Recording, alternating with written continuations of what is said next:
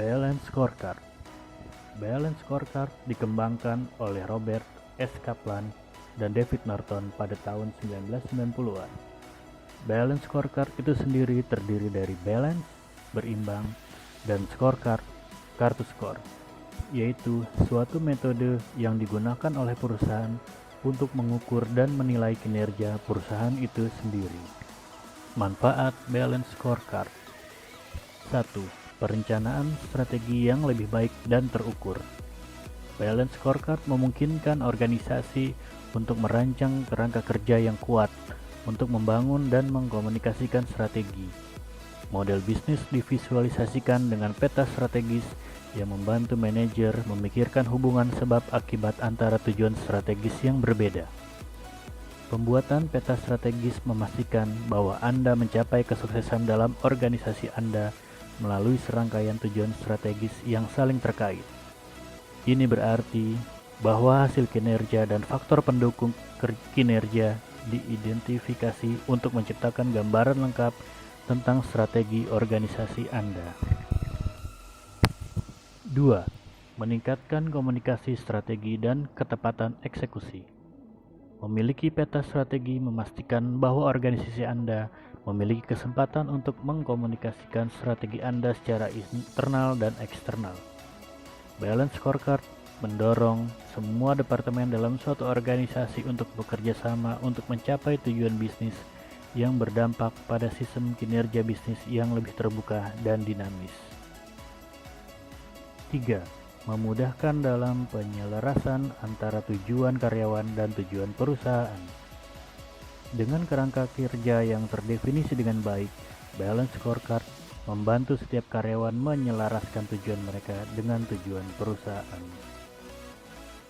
4. Memastikan bahwa strategi berjalan sesuai dengan yang diinginkan.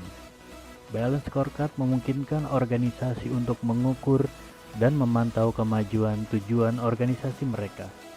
Jika sesuatu yang tidak direncanakan terjadi, organisasi tersebut dapat segera merespon dan mempertimbangkan cara untuk mengembalikan situasi ke dalam kendali mereka.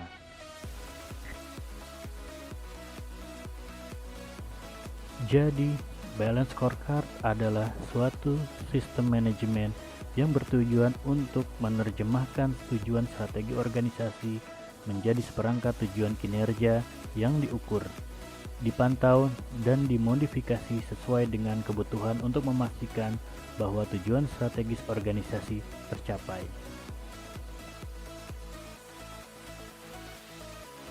Perspektif internal bisnis. Perspektif proses bisnis internal menampilkan proses kritis yang memungkinkan unit bisnis untuk memberi value proposition yang mampu menarik dan mempertahankan pelanggannya di segmen pasar yang diinginkan dan memuaskan para pemegang saham. Ada 3 prinsip dasar perspektif proses bisnis internal, yaitu ada proses inovasi adalah bagian terpenting dalam keseluruhan proses produksi. Tapi ada juga perusahaan yang menempatkan inovasi di luar proses produksi. Yang kedua ada proses operasi, yaitu adalah aktivitas yang dilakukan perusahaan.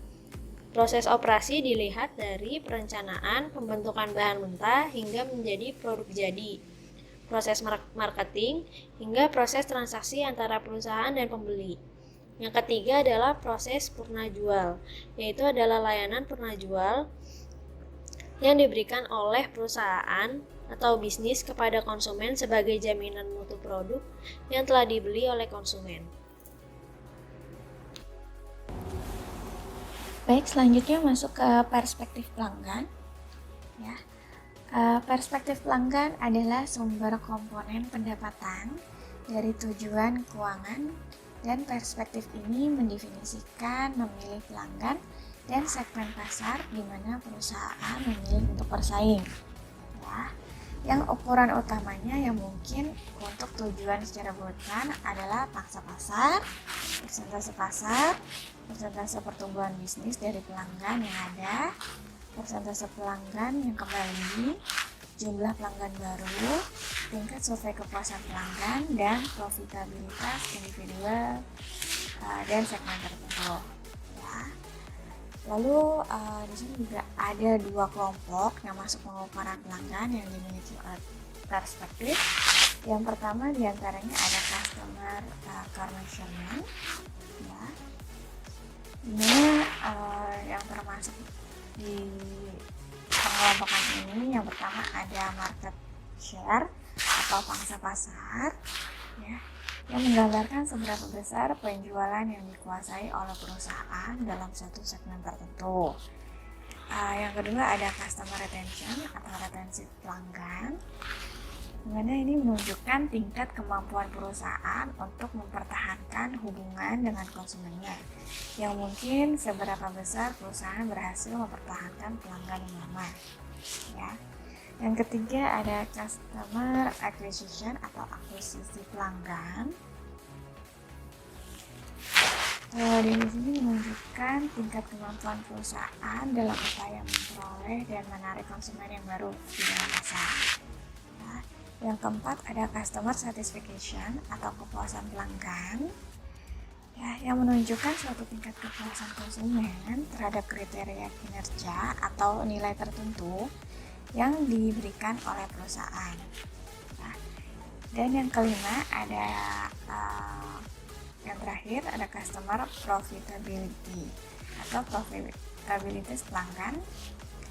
Nah, ini yang mengukur seberapa besar keuntungan yang berhasil diperoleh perusahaan dari penjualan kepada konsumen segmen pasar. Lalu untuk pengelompokan yang kedua ada customer value proposition, ya, yang diantaranya yang pertama ada produk atau service attribute, ya, atribut produk dan jasa. Berbagai hal yang melekat di dalam produk yang dijual akan berpengaruh terhadap kesetiaan pelanggan kepada perusahaan. Lalu yang kedua ada customer relationship atau hubungan pelanggan, di mana kemampuan perusahaan membangun hubungan dengan pelanggan setelah mereka membeli produk dari perusahaan akan berpengaruh terhadap loyalitas pelanggan kepada perusahaan. Ya.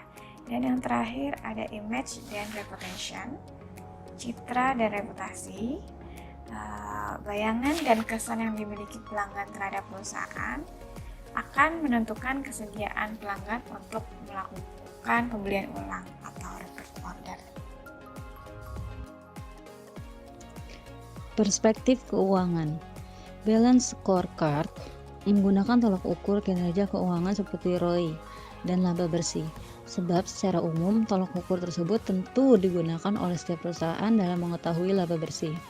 Kinerja keuangan dapat diartikan sebagai akibat dari kinerja aspek non-keuangan. Peningkatan laba perusahaan tentu berkaitan langsung dengan peningkatan produktivitas dan customer satisfaction. Customer satisfaction salah satunya muncul karena para karyawan memiliki kompetensi yang handal dalam melayani pelanggan. Perspektif learning and grow. Perspektif pembelajaran dan pertumbuhan. Perusahaan melihat 3 faktor utama, yaitu orang, sistem, dan prosedur organisasi yang berperan dalam pertumbuhan jangka panjang perusahaan. Tahap perkembangannya, balance scorecard telah mengalami revolusi yang demikian cepat.